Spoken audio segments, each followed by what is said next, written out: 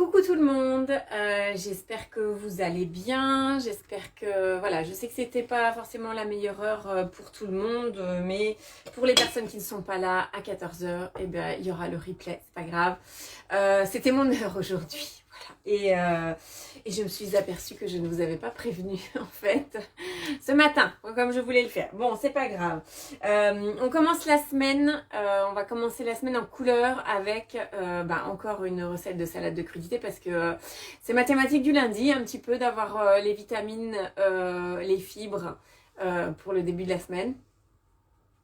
J'ai découvert cette recette, je sais même plus comment, je sais plus ce que j'ai tapé comme recette, comme ingrédient, où ça m'a été proposé. Et je me suis dit, celle-ci, elle a l'air pas mal du tout. Ça s'appelle le coleslaw quadricolore. Rien que ça. Donc normalement le coleslaw c'est du chou et des carottes. Ça dépend de comment. Salut Fabrice. On regarde pas en conduisant, hein, c'est pas possible. Hein. Du chou.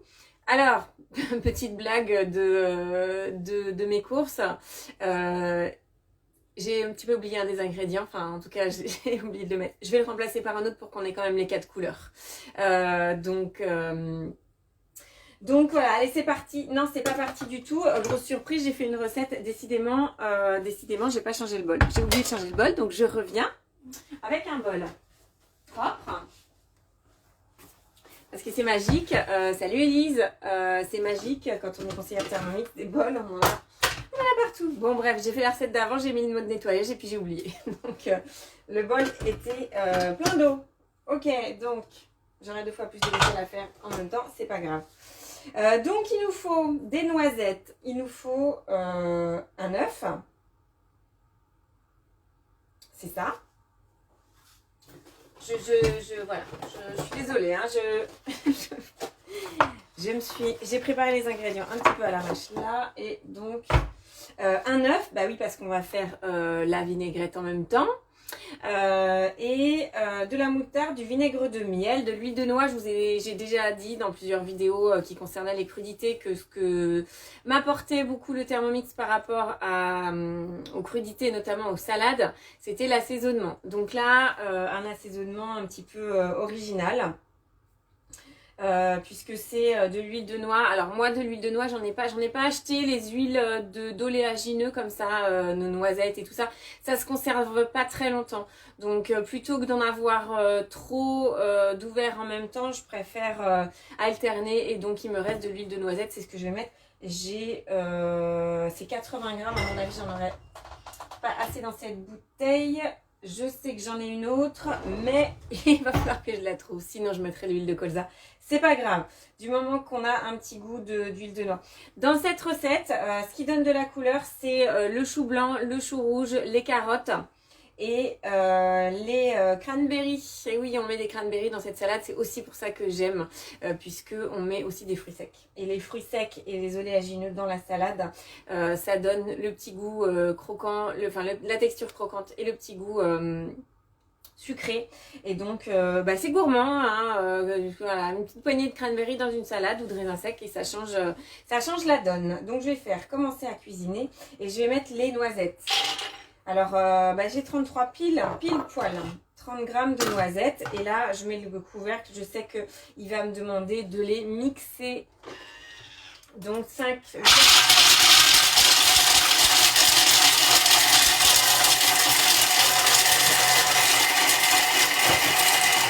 vitesse 5,5. Voilà, des fois c'est pas toujours la même vitesse. Ne me demandez pas pourquoi. Donc c'est comme d'habitude, on veut des petits morceaux, mais on veut pas forcément que de la poudre non plus. Hop. Alors je vous dis, on veut pas forcément que de la poudre, parce que j'ai bien vu sur la photo que c'est une recette où il y avait des morceaux de noisettes dedans. Donc là, il me dit de réserver. Oui, je ne respecte pas l'ordre de la recette parce que je le connais. Voilà, je sais pas préparer mes affaires. Donc le fouet. Il me dit d'insérer le fouet pour faire la vinaigrette. Donc mettre un œuf entier. Hop. Hop. Là, un œuf suivant. 25 g de moutarde, je reviens.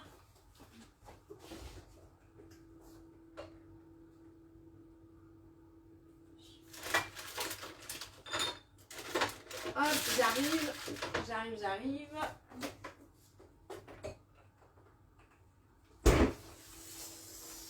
Alors, j'ai que de la moutarde à l'ancienne, moi, donc on va faire avec de la moutarde à l'ancienne. On verra bien le résultat, si ça fait la même chose ou pas. Hop. Impeccable, pile poil. Moi, j'ai une petite préférence pour la moutarde à l'ancienne. Après j'aime bien avoir les deux. 10 g de vinaigre de miel. Alors, moi, j'ai découvert ça.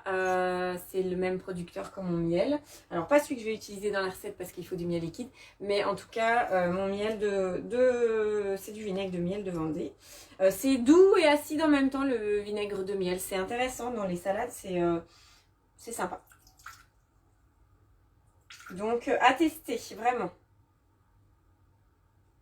Hop. Ça, c'est bon. Et ensuite, forcément, insérer le couvercle et le gobelet doseur. Et là, il me fait mélanger. Alors, voilà, je sais ce qu'il va me demander après. Salut Jean-Phi. Ce qu'il va me demander, en général, ils font ça. Hein. Si vous avez déjà fait la mayonnaise, en général, ils vous demandent de verser l'huile en même temps que ça tourne. Donc, c'est ça qui était intéressant aussi dans cette recette-là. Donc là, moi, je vais préparer mon huile. Donc, je vais activer la balance. Hop. Donc, l'huile de noisette, à mon avis, je peux tout mettre. Ah, je vais peut-être être pile poil. Ah, il m'en manque un tout petit peu. Je vous ai dit, ça ne se conserve pas super longtemps. Et donc, moi, je vais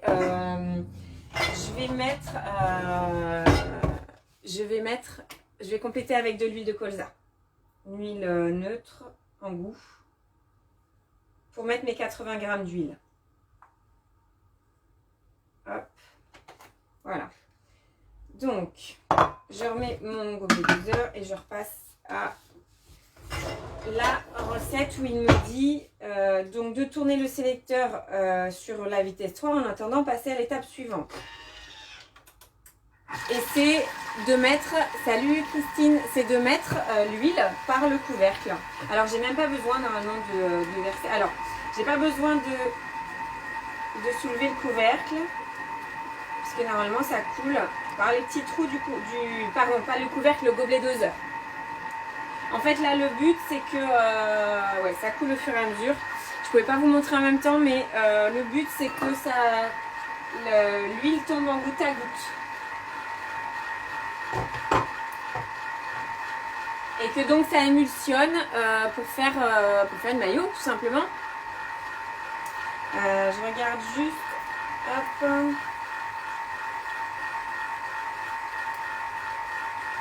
Ouais, c'est ça. Voilà, c'était juste pour être sûr. Après, on va ajouter le miel qui n'est pas ouvert, évidemment. Et là, je vais galérer pour l'ouvrir, ce truc-là, je le sens. Donc, voilà. Hop. Je vais essayer de ne pas me blesser en direct, encore une fois. Voilà. Ça et... Ah bah non, il n'y a pas d'opercule. Ok. Et donc là, j'ai un début de maillot. Ça sent bon. Ça sent délicieusement bon. Oh là là, mon Dieu. Voilà. Je vous montre. Je ne sais pas si le but c'est qu'elle soit complètement prise, hein, parce que comme c'est une vinaigrette. Hop. Voilà, j'ai fait suivant là pour... parce qu'il me redemandait forcément l'huile. Bon, tant pis, je le pose là. Je nettoierai après. Et là, 20 g de miel liquide.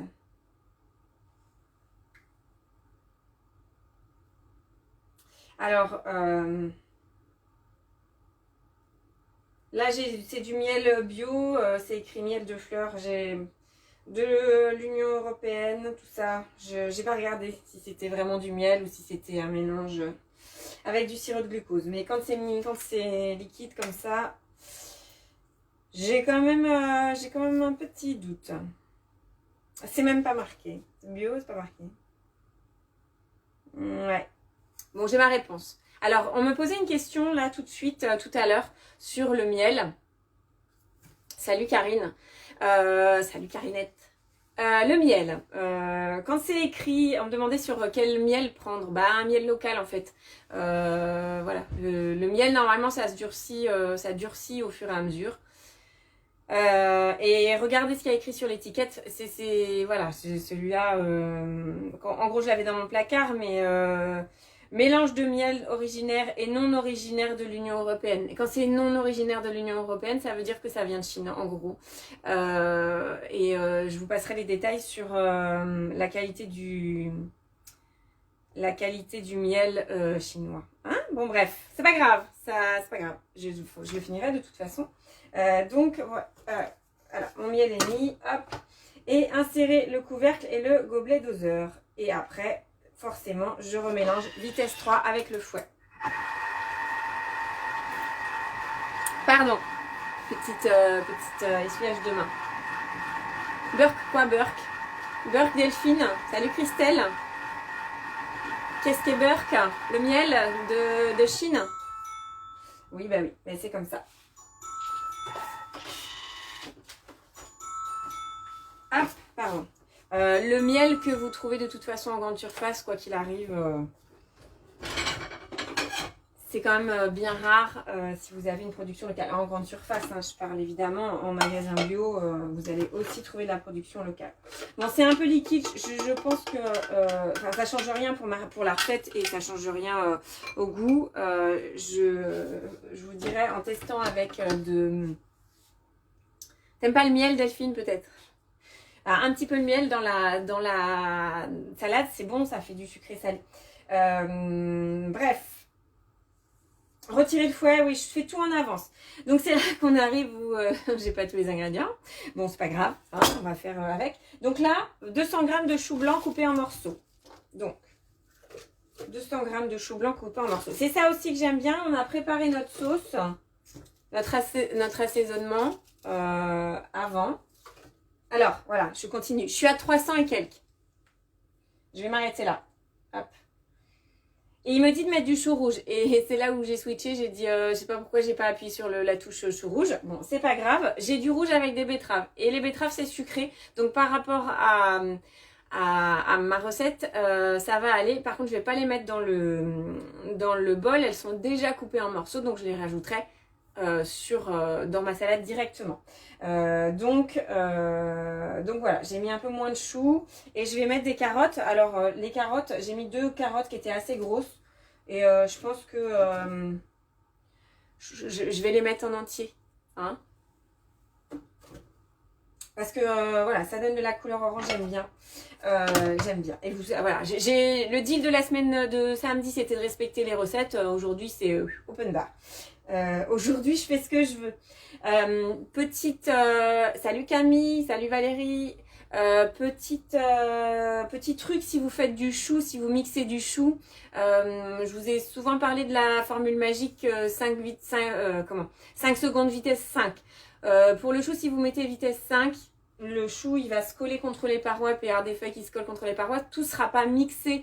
Donc le chou en règle générale c'est vitesse 4. Rien ne vous empêche de d'abord faire vitesse 4 puis après vitesse 5 si vous voulez que ça aille plus vite.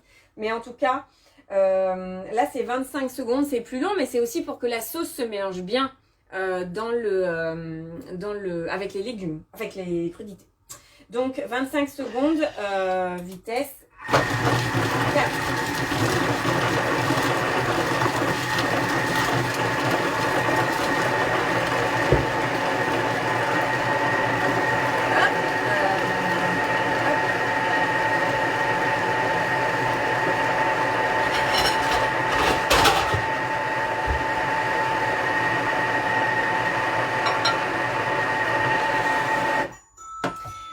Donc ça c'est bien, c'est tout mélangé. Et vous voyez, l'idée c'est que tout soit mélangé, y compris avec la sauce directement. Hop, je suis presque au bout de la recette. Vous voyez, c'est Toujours la même chose, les recettes de crudité, de salade de crudité, c'est vraiment super pratique puisqu'on met tout dedans. Bon, normalement on devrait avoir du rouge, mais là on le mettra après le rouge. Après, il me demandait de racler, hein. Je ne vous l'ai pas dit, en même temps sur le petit dessin ça se voit, c'est écrit racler. Insérer le couvercle et le gobelet doseur. Je vais pas remélanger, je vais pas remixer vitesse 4. Vous avez vu comment c'est, moi ça me va. Il me propose de remixer, je vais pas remixer. Ok, donc c'est bien ce que je pensais, c'est fini. Parce que je vous ai pas dit, hein, mais c'était encore un test. Je fais quoi? Je fais le coleslaw quadricolore. En remplaçant le chou rouge par de la betterave parce que je suis rentrée des courses et j'ai dit « Oh, j'ai oublié le chou rouge !» Voilà, exactement comment ça s'est passé. Donc, vu qu'il me reste de la betterave et que le but, c'est qu'on ait 4 couleurs, on en a un peu plus des couleurs. Donc, maintenant, c'est transvasé dans le plat. Et ça, c'est bien. En gros, bah, vous regarderez le replay, hein. Mais c'est une découverte avec un assaisonnement original. Et donc ça méritait qu'on s'y intéresse. Cette recette-là, avec du coup... je réfléchis à ce que je vous dis et en même temps à ce que je fais. J'ai du mal à faire deux choses en même temps aujourd'hui. Il y a un œuf cru. Donc, on va faire comme avec une mayo maison. C'est que dans la sauce, il y a un œuf, il y a de l'œuf. On va faire comme avec une mayo maison, c'est-à-dire qu'on va essayer de consommer assez rapidement quand même. Hein, on va pas tarder à consommer ça. Mais chez moi, ici même, une salade de crudité comme ça, elle fait pas long feu. Alors, je vais mettre quelques morceaux de betterave dessus. Alors la seule différence avec la... Ben, en même temps, le chou rouge, il laisse aussi de la couleur. Hein. L'idée, c'est de le parsemer sans forcément trop le mélanger. Moi, j'aime bien les betteraves quand il y a des morceaux qui sont assez gros. Le coleslaw. Tu connais pas le coleslaw, Camille? Le coleslaw, c'est une salade, c'est une recette américaine. Enfin, si quelqu'un sait si c'est américain vraiment ou si c'est les Américains qui l'ont reprise. Mais le coleslaw, c'est un mélange de choux et de carottes normalement. Voilà. Donc là, on met chou carotte, mais les deux choux, rouge et blanc, normalement dans la recette. Moi, je te dis, je fais un petit mélange. Oh si, ça va. Ça va pas trop colorer. Je voulais pas que la betterave colore les légumes. Donc par contre, j'ai pas mélangé dès le départ. Hop, il y en a une qui est même pas coupée. Hop, je vais pas en mettre de trop. Je vais laisser parce que j'avais un autre. Bref, voilà. J'avais autre chose dans mon frigo qui attendait la betterave. Donc voilà. Donc j'en laisse un petit peu quand même. Hop. Et donc là, après, on parsème des noisettes. Alors, je vais alterner avec les cranberries. Alors, les cranberries, c'est 25 grammes. Donc, 25 grammes. Alors, le petit truc... Alors là, les cranberries vont être de la même couleur que le chou rouge. Bon, on a la couleur des noisettes. Hop. J'en mets un petit peu.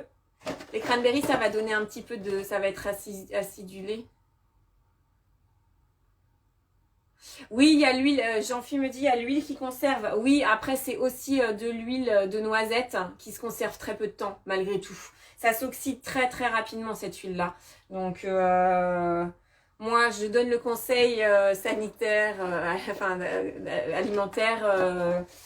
Chez moi, je fais comme je veux. Chez vous, je peux pas vous dire, voilà, vous le gardez une semaine, vous faites cette sauce à l'avance. Non, je vous dis, vous la faites comme ça, et puis vous la consommez, voilà. Mais en même temps, vous voyez, des noisettes avec 30 grammes, je trouve qu'il y en a presque trop même. C'est quand même super joli. Il y a du soleil ici, là, c'est bien le soleil, mais voilà, c'est quand même super joli. C'est super appétissant et ça met vraiment de la couleur. Et donc, pardon, je fais tout tomber. Après, les légumes finissent par fermenter. Oui, aussi, forcément. Il n'y a pas que la mayo.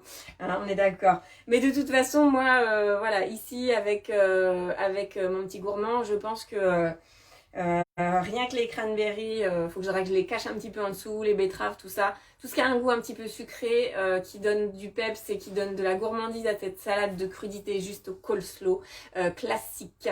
Voilà, la salade elle est prête, elle est terminée. Donc voilà, magique quoi. Encore une fois, c'est magique. Hein, la salade de crudité, vraiment. Allez voir, allez farfouiller dans les crudités sur Cookie Dough. Il y a plein d'assortiments, je sais pas comment on dit, de mélanges que moi ça me viendrait pas forcément à l'idée naturellement comme ça. Maintenant oui plus, mais au début bah non forcément. Ce qui est en cuisine, ce qui est le plus compliqué entre guillemets, c'est d'intégrer qu'est-ce qui se marie avec quoi et qu'est-ce qui met en valeur quel goût, quelle texture. Voilà, cette recette elle est finie, elle est parfaite. Je vais la goûter tout de suite hein, parce que ça tombe bien, j'ai pas trop mangé en fait. Voilà, j'oublie un peu de manger des fois. Donc ça c'est très bien, ça me fera mon goûter. Je vous ai mis une petite photo du planning des recettes de la semaine. Sur les recettes de la semaine, il va y avoir plus de Noël que la semaine dernière. Promis juré, là, dans l'après-midi, je vous donne le rendez-vous du Paris-Brest, parce que Camille, si t'es toujours là, le Paris-Brest, Camille, il y avait Valérie aussi qui était pour le Paris-Brest. Je vous propose un rendez-vous Paris-Brest normalement samedi en fin d'après-midi. Voilà. Il faudra peut-être préparer des choses à l'avance, donc je vous cale ça. En tout cas, je vous mets le rendez-vous et je vous mettrai en commentaire du rendez-vous ce qu'il faut que vous prépariez à l'avance si vous voulez le faire. Je vous fais des bisous virtuels, toujours. Et encore, et je vous dis à demain. Et demain, ça sera en fin de journée. En fin d'après-midi. Voilà. À bientôt, à demain toujours. Allez, bonne journée à tous.